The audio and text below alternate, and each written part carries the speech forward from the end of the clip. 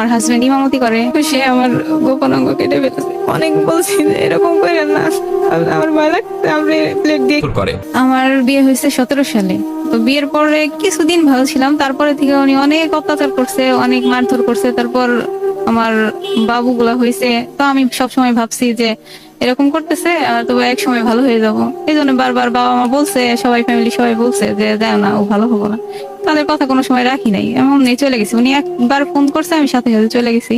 তো এইবার এই লাস্ট মুহূর্তে এমন একটা খারাপ আচরণ করছে না, তো আসলে লজ্জাজনক, বলা যায় না। এই তো 21 তারিখের ঘটনা এটা। আমার বাবার বাড়ি আসছিলাম আমি ঈদের দিন বিকেলে। আমার ছেলে অসুস্থ ছিল, চলে আসছিল আমার বাবার সাথে ঈদের আগের দিন। চলে আসার পরের দিন আবার আমাকে ফোন করছে ঈদের দিন যে মুয়াজের এরকম, আমার ছেলের এরকম অবস্থা, জ্বর আসছে।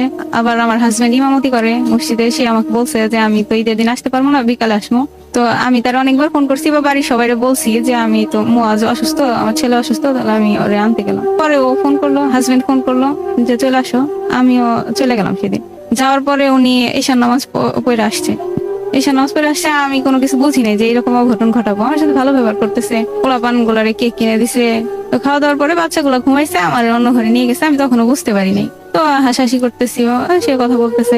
তো তারপরে এক পর্যায়ে হাত বাইধে ফেলাইছে, হাত শক্ত করে ধরছে, তখনই আমি বুঝতে পারছি, কিন্তু আমি তো তার হাত থেকে ছুটতে পারি নাই। পরে হাত বাইধে ফেলাইছে, রশি দিয়ে বাঁধছে।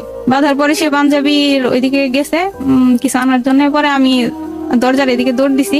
পরে উনি আমার ধরে ফেলছে, আবার ধরে ফেলে পা বাইধা ফেলাইছে। বাইধা ফেলানোর পরে পাঞ্জাবির কাছে যায়, আবার দেখি যে ব্লেড বের করতেছে, বায়োডিন বের করতেছে, ব্যান্ডেজ বের করতেছে, আবার ওষুধ বের করতেছে। তা আমি অনেক বলছি যে আপনি এরকম করতেছেন কেন, আমি কি দোষ করছি যে আমার কি করবেন, এইগুলো অনেক কিছু বললে অনেক মাপ চাইছি যে আমি আর কোনোদিন বাবার বাড়ি যাবো না, বা আপনি যা বলবেন তাই শুনবো, আপনি আমার সাথে এরকম আচরণ করেন না, আমার ভয় লাগতেছে, আপনি কি করবেন কি করবেন না।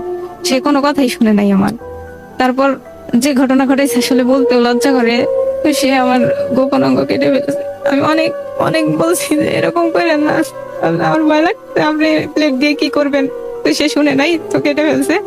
তখন আমার মনে হয় সেন্স ছিল না, যে আমি বুঝতেই পারি নাই যে কি হইলো এখন। আমি কেমন জানি হয়ে গেছিলাম। তারপরে সে মনে হয় বায়োডিন দিছে।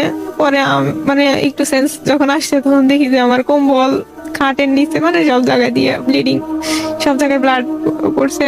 আমার হাত দিছি, হাতে ব্লাড, কাপড়ে ব্লাড, সব জায়গায় ব্লাড। তো সে সাথে সাথে দেখি যে খাটের পাশে পড়ে আছে ব্যান্ডেজ, যতটুকু ব্যান্ডেজ ছিল সব ব্যান্ডেজ দিয়ে মুইসা ফালাইছে, কাপড় দিয়ে মুইসা ফালাইছে, তাও ব্লিডিং বন্ধ হয় নাই। পরে সে কচু নিয়ে আসছে যে রক্ত বন্ধ করানোর জন্য।